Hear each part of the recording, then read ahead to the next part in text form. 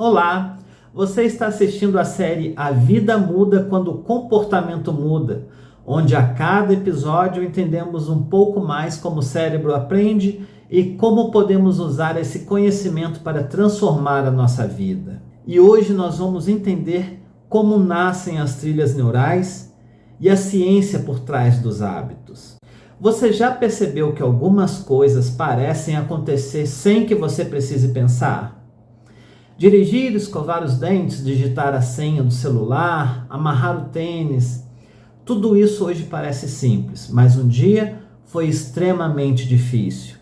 Então surge uma pergunta fascinante: como o cérebro transforma algo complicado em algo automático? A resposta está em um dos mecanismos mais extraordinários da natureza: a capacidade que o cérebro tem de aprender. E aprender significa literalmente modificar a forma como algumas redes de neurônios se comunicam.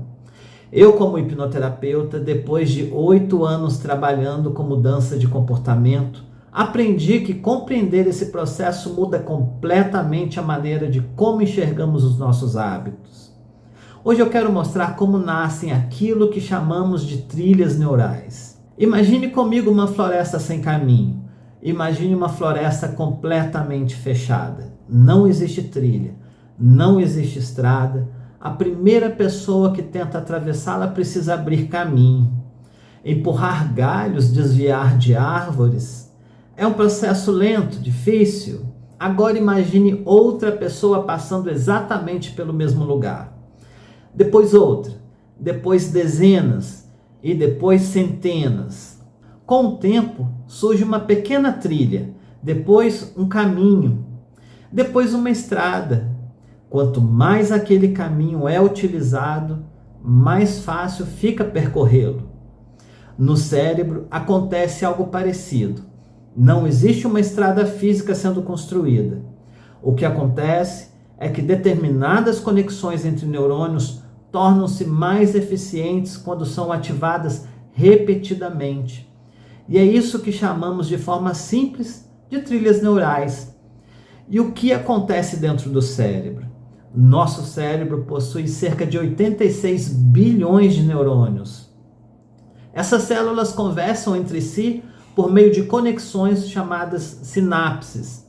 Toda vez que você aprende algo novo, grupos específicos de neurônios passam a se comunicar.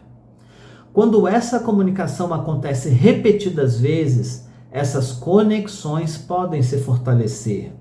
Alguns cientistas resumem esse fenômeno com uma frase famosa: neurônios que são ativados juntos tendem a fortalecer sua comunicação. Isso não significa que basta pensar uma vez para criar um hábito. Significa que a repetição aumenta a eficiência de determinadas redes neurais. É como uma equipe que trabalha junta todos os dias. Com o tempo, seus integrantes passam a se entender melhor. O trabalho fica mais rápido, mais coordenado e mais automático. E por que a repetição funciona? Agora, talvez você entenda por que eu insisto tanto na repetição durante o processo terapêutico. Não é porque repetir tem um poder mágico. É porque o cérebro aprende praticando. Imagine alguém querendo tocar piano. Ler um livro sobre música não faz ninguém tocar piano. Assistir a vídeos sobre piano também não. O cérebro precisa praticar. Cada repetição ajusta um pouco mais aquelas redes neurais envolvidas na tarefa. O mesmo vale para qualquer tipo de estudo, para aprender a dirigir e falar em público, para controlar a ansiedade e até para desenvolver uma nova forma de pensar diante dos problemas. Por que repetimos comportamentos ruins? Aqui existe um detalhe muito importante. O cérebro não fortalece apenas bons comportamentos. Ele fortalece aquilo que é repetido. Se todos os dias uma pessoa responde ao estresse pegando o celular, comendo compulsivamente ou adiando tarefas, essas respostas tendem a ficar mais fáceis de acontecer. Não porque a pessoa nasceu assim, mas porque aquele circuito foi utilizado muitas vezes. Essa é uma notícia preocupante, mas também extremamente esperançosa, porque significa que novos circuitos também podem ser fortalecidos. Mito ou verdade? Se eu repetir um comportamento por 21 dias, ele vira um hábito? Essa ideia ficou muito popular, mas a ciência mostra que não existe um número mágico. Alguns comportamentos podem se tornar automáticos em poucas semanas, outros levam meses e alguns exigem ainda mais tempo.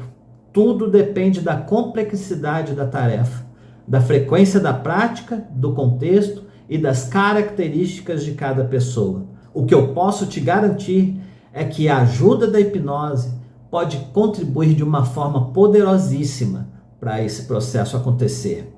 E o importante não é contar os dias, é manter a consistência. O cérebro é como um jardim. Quero deixar uma imagem que talvez você nunca mais esqueça. Imagine que seu cérebro é um grande jardim. Cada comportamento é uma planta. Toda vez que você pratica um comportamento, é como se estivesse regando aquela planta. Quanto mais água ela recebe, mais forte ela cresce. As plantas que deixam de ser cuidadas tendem a perder força com o tempo. No cérebro acontece algo semelhante. As conexões mais utilizadas costumam se tornar mais eficientes, enquanto outras podem enfraquecer quando deixam de ser ativadas com frequência.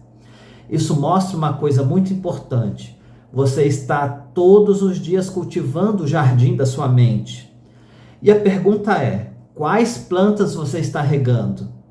Se você deseja construir um bom comportamento, não pergunte como faço para mudar a minha vida inteira. Pergunte: qual pequena ação posso repetir hoje? É essa repetição consistente que vai fortalecendo novas conexões. A mudança raramente acontece com um grande momento. Ela costuma acontecer em centenas de pequenas repetições. Talvez você tenha tentado mudar muitas vezes e desistido cedo demais, não porque fosse incapaz, mas porque interrompeu o processo antes que o cérebro tivesse tempo suficiente para fortalecer aquele novo caminho. Lembre-se, cada repetição é um pequeno investimento na arquitetura do seu cérebro. Você talvez não perceba a mudança hoje, mas o cérebro percebe e continua aprendendo. E no próximo episódio, vamos responder a uma pergunta que poucas pessoas fazem. O que acontece com as conexões neurais que deixam de ser usadas? Será que o cérebro elimina caminhos antigos? Será que podemos enfraquecer hábitos que não queremos mais? A resposta é fascinante e pode mudar a forma como você encara o processo de mudança. E eu quero terminar com uma pergunta. Qual comportamento você gostaria de praticar tantas vezes que ele se tornasse natural? Como escovar os dentes ou dirigir, por exemplo? Escreva nos comentários, eu faço questão de ler. Eu sou o hipnoterapeuta Marcos Mastre. E lembre-se, a vida muda quando o comportamento muda.